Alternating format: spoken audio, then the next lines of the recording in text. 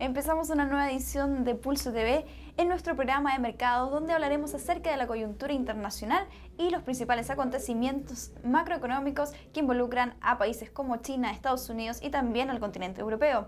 Para hablar de todos estos temas y hacer las preguntas al respecto, nos encontramos con Roberto Silva, él es analista de Capital Effects. Buenas tardes, Roberto. Hola, Antonella, ¿qué tal? Bien, gracias. Empecemos hablando del optimismo con el que hemos visto a los mercados esta semana, sobre todo saber por qué se debe esto. Bueno, principalmente el optimismo hoy día se ve estimulado por un dato que conocimos el fin de semana, un dato de la economía china. Tiene que ver con la balanza comercial en realidad, pero en donde destacamos que el sector exportador logra crecer bastante más de lo que se esperaba. Ellos acumuló un crecimiento de un 7.6%. Esto vuelve a confirmar de alguna manera que esta tan temida desaceleración de China que veníamos hablando hace unos meses atrás, de alguna manera se comienza o por lo menos las expectativas de una economía más lenta o más desacelerada comienzan a desaparecer y por lo tanto, obviamente, considerando que China es la segunda mayor economía del mundo, esto genera bastante optimismo y auguria un futuro un poco mejor al que veníamos mirando.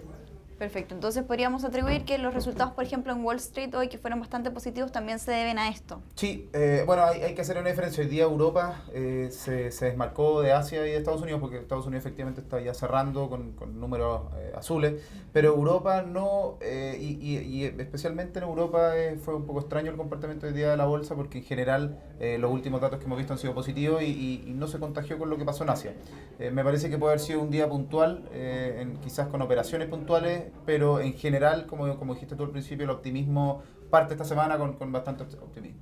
Perfecto. Y los datos que estamos conociendo desde China, ¿cómo podrían mover entonces al cobre? Y si también los resultados que hemos visto también hoy al metal deben al comportamiento de China, digamos. Sí, claro, bueno, el cobre ha logrado mantenerse sobre los 3.2 dólares la libra el último mes, después de haber estado en mínimos que anduvo rozando niveles bajo los 3 y que obviamente a nosotros como país chileno nos deja bastante nerviosos. En general, hoy día a mí me parece que el precio del cobre y las especulaciones que se están haciendo sobre este commodity son diferentes a lo que estábamos viendo hace meses atrás, básicamente por el mismo hecho de que esta temida desaceleración de China no ha sido tan profunda, de alguna manera han mostrado datos de estabilización, por lo tanto me parece que hay una correlación importante entre lo que pasa con China y el precio del cobre. Sí, también es importante mencionar que es algo que podría generar un poco de riesgo para el precio del cobre, que hoy día hay varios estudios que están confirmando que hoy día China se encuentra con un stock bastante alto de cobre. Eso en algún minuto podría tener un efecto, algún impacto en el precio que podría botarlo un poco. Pero por ahora y por las expectativas básicamente de los fundamentos de nuestra economía y la coyuntura actual, me parece que el cobre está bastante estable y debería mantenerse sobre estos niveles. Excelente. Entonces, dejando un poquito de lado a China, pasemos a Europa. ¿Cuáles son las señales positivas que vemos entonces en el viejo continente? Bueno, Europa, como lo hablamos en la última entrevista, me acuerdo, logra salir de la recesión, lo confirmó por en los datos, digamos, del último reporte económico, en donde muestran nuevamente que hay un PIB que ya es positivo, lo que obviamente es bastante, a mí en general al mercado lo sorprendió bastante, porque estaban todos esperando que recién en el cuarto trimestre de este año podríamos haber visto algunas señales de Europa o la economía de la zona euro con números sobre, digamos, la contracción. Por lo tanto, en general los datos de producción industrial, los datos de exportación y los datos de crecimiento han sido bastante buenos y yo diría, ahora sí ya me empezaría a jugar un poco más, no como la última vez, pero creo que ya China podría estar saliendo digamos, del fondo, de haber tocado fondo. Creo que ya podría haber pasado lo peor y si bien todavía hay riesgos y hay riesgos fundamentalmente políticos, creo que el desempeño de la economía debería tender a mantenerse ese alcista.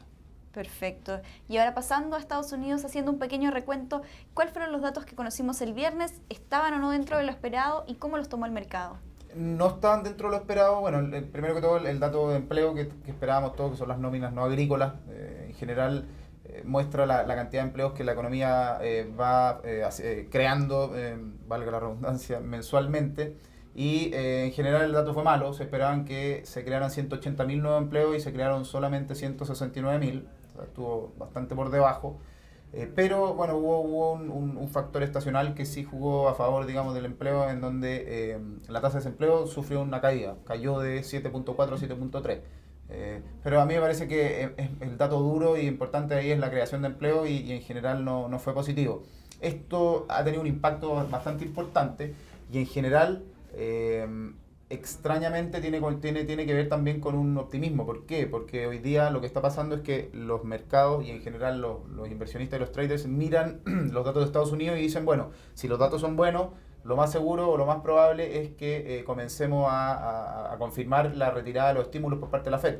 Y eso obviamente va a tener un impacto en el corto plazo en las bolsas y los principales perjudicados somos también nosotros, los países emergentes. Por lo tanto, ese dato de alguna manera confirmó de que todavía no es tiempo. Todos esperaban que quizás septiembre iba a ser la fecha en cuando la Fed empezaba a recortar gradualmente su programa de estímulo monetario, y a mí me parece que con el último dato de empleo, que han sido los dos últimos peor al esperado, se confirma que quizás todavía no es el momento.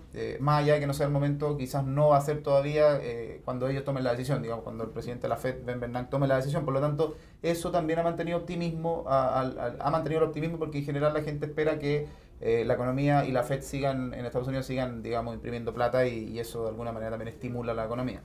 Por lo tanto, ahí pasa un efecto que es como medio raro, porque el dato fue negativo, pero por otro lado generó optimismo y de hecho, bueno, Wall Street también la semana pasada cierra positivo pese a este dato malo. Perfecto, Roberto. Y para ir cerrando la entrevista, me gustaría no dejar afuera el tema del dólar, saber cuáles son los factores que están presionando el precio y también cuál es la próxima trayectoria en la que lo podríamos ver a la divisa. Mira, a nivel mundial el dólar hoy día está muy correlacionado con lo que está pasando en Estados Unidos y especialmente con el programa de estímulo. Nosotros sabemos que si la Fed mantiene este programa de estímulo, probablemente el dólar debería mantenerse en los niveles actuales y quizás un poco más debilitado. En general, para entender, cuando la Fed empieza con este programa, lo que hace en términos, digamos, en buen chileno, lo que hace es imprimir billetes. Por lo tanto, ahí lo que hace es debilitar. Hay un aumento en la oferta de dólares circulando en el mundo, por lo tanto el dólar vale menos.